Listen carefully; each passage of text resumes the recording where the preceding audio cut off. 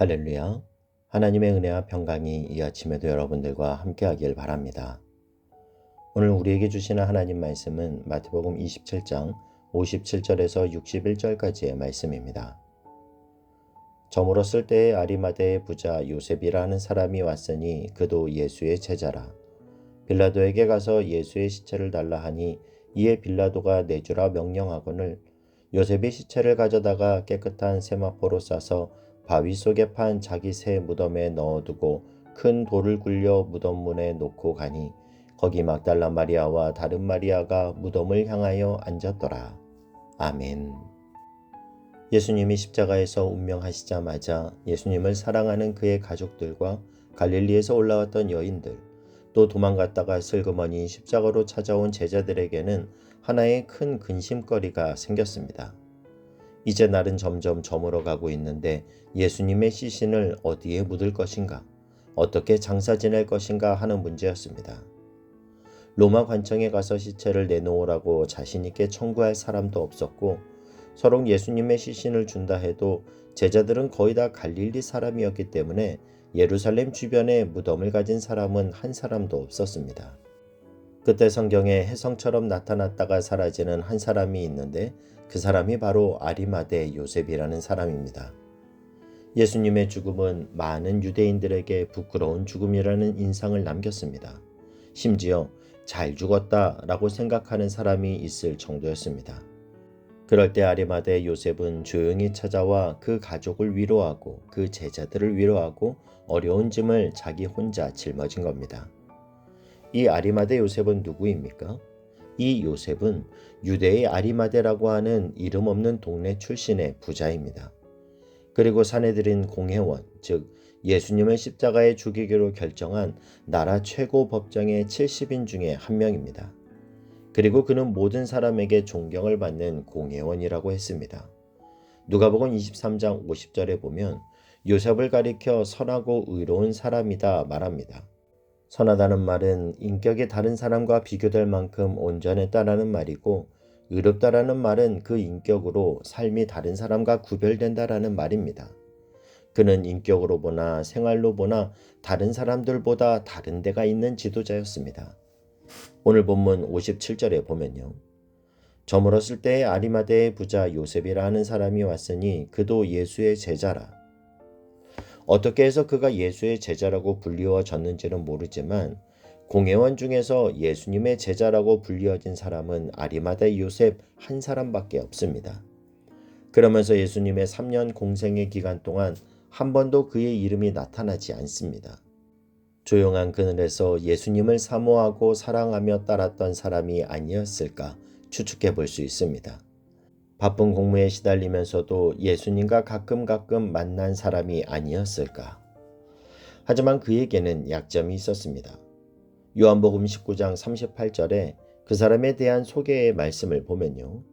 아리마대 사람 요셉은 예수의 제자이나 유대인이 두려워 그것을 숨기더니 라고 나옵니다. 예수님이 십자가에서 죽고 유대 나라가 한참 소용돌이칠 때에는 사람들을 두려워해서 가만히 숨어 있었다라는 거예요. 예수님을 죽이기로 결정하는 사내들은 공회에는 참여하지 않았지만 마땅히 예수님의 편에 서야 했던 사람인데 사람이 겁나서 자신의 모습을 나타내지 않고 입을 열지 않고 가만히 있었습니다. 그의 그 탁월한 인격도 예수 그리스도를 마지막까지 따라가지 못했습니다. 그의 그런 의로운 삶도 예수님을 마지막까지 나의 구주라고 고백하지 못했습니다. 그의 신분도 그의 인격도 갈보리까지 예수님을 따라가기에는 역부족이었습니다. 그런데 여러분, 이 아리마대 요셉이 갑자기 바뀝니다. 그렇게 숨어서 자기 보호에 바빴고 현실적인 계산이 빨랐던 그였지만 해가 지기 전에 그의 태도는 갑자기 돌변합니다. 58절 말씀을 보면요.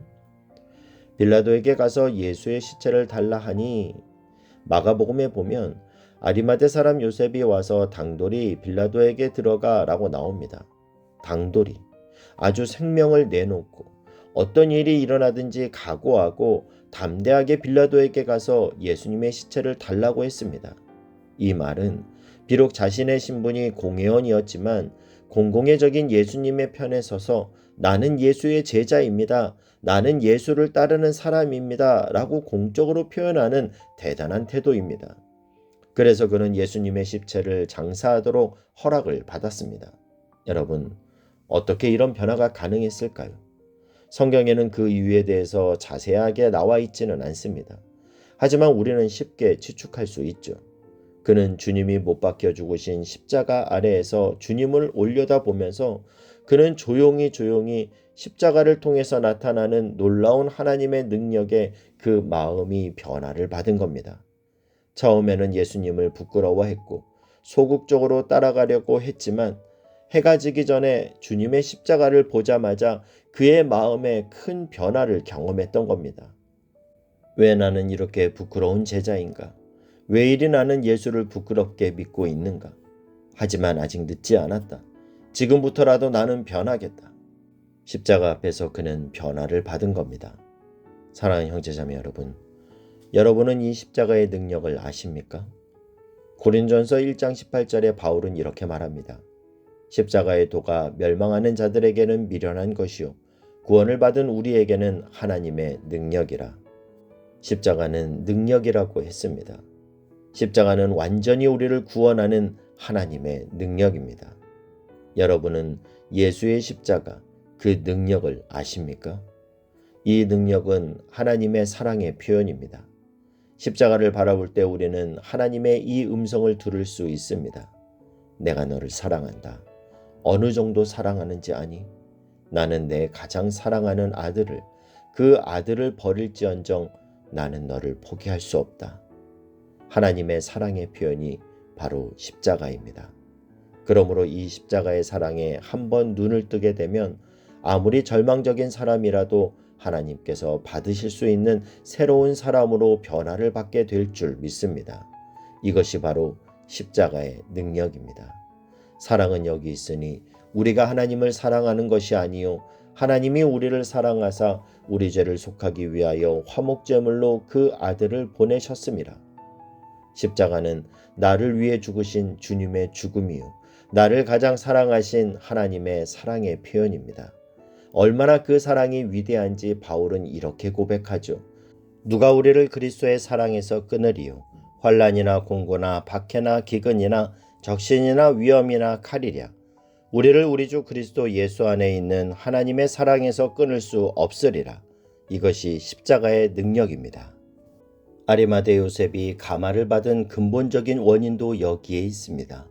그가 십자가를 똑똑히 보았기 때문입니다. 그래서 그는 비굴한 자리에서 호련히 옷을 털고 일어났습니다.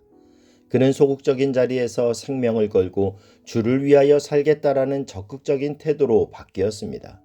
뿐만 아니라 그는 주님을 위해서 자신의 것을 바쳤습니다. 사랑의 형제자매 여러분, 여러분은 십자가의 능력을 아십니까? 이 아침 한번 생각해 보세요. 나는 예수를 믿습니다. 우리는 이렇게 고백합니다. 그런데 이것을 분명히 고백하는 사람이 예수님 때문에 자신의 삶이 변화받지 않는다는 게 이해가 되는 말일까요? 그렇지 않습니다. 예수님이 날 위해 죽었다. 그것을 인정하면서도 예수님이 나를 위해 돌아가셨다는 것을 인정하면서도 나에게 어떠한 변화도 없습니까? 아리마대 요셉처럼 삶의 어떤 근본적인 변화가 느껴지지 않습니까? 그렇다면 우리는 우리의 신앙을 다시 한번 점검해 봐야 합니다. 예수 그리스도를 믿는 믿음은 십자가에서 시작됩니다. 여러분, 오늘 이 아침 마음의 눈을 열어 저 갈보리의 십자가를 바라보십시오. 그 죽음은 나를 위한 죽음이요. 그 십자가를 통해 표현되는 하나님의 사랑은 이 세상의 그 어떤 사랑과 비교할 수 없는 사랑입니다. 그 사랑에 진정 내가 마음이 사로잡힌다고 한다면 아무리 돌같은 나의 마음도 변화되고 바뀔 줄 믿습니다. 주님은 날 위해서 생명을 주었는데 나의 신앙을 돌아보면 너무나 이기적이다, 세속적이다, 나 중심적이다. 주님을 위해서 무언가 바쳐야 되겠는데 나는 그런 것조차도 생각을 못하는 크리스천은 아닌가? 나는 정말 잃어버린 영혼에 대한 안타까운 마음이 있기는 한 걸까? 나는 정말 예수님의 다시 오심을 기다리기는 하고 있는 걸까? 여러분, 우리는 변화를 받아야 합니다. 십자가 앞에서 다시 한번 녹아져야 합니다. 십자가에서 다시 죽었다가 예수님과 함께 다시 부활해야 합니다. 예수님 안에서 새 사람으로 변화를 받아야 합니다. 이것이 십자가 안에서 오늘도 주님이 우리에게 주시는 위대한 명령이고 우리를 향한 주님의 소원입니다. 이 아침 아리마대 요셉처럼 다시 한번 십자가를 올려다보며 근본적인 삶의 변화를 경험하는 저와 여러분이 될 수 있길 주님의 이름으로 축복합니다. 기도하겠습니다. 사랑하는 하나님, 아리마대 요셉처럼 십자가 앞에서 우리 자신이 변화받기를 원합니다. 날 위해서 생명 바치신 예수 그리스도 앞에서 우리가 변화받기를 원합니다. 아리마대 요셉처럼 언제나 예수님 편에 서기를 원하고, 아리마대 요셉처럼 주님이 필요하다 하시면 아낌없이 내어놓는 주님의 사람이 되기를 원합니다. 십자가의 사랑 앞에서 우리의 믿음을 순수하게 하시고 우리를 십자가의 사랑으로 변화시켜 주옵소서. 예수님의 이름으로 기도하옵나이다. 아멘.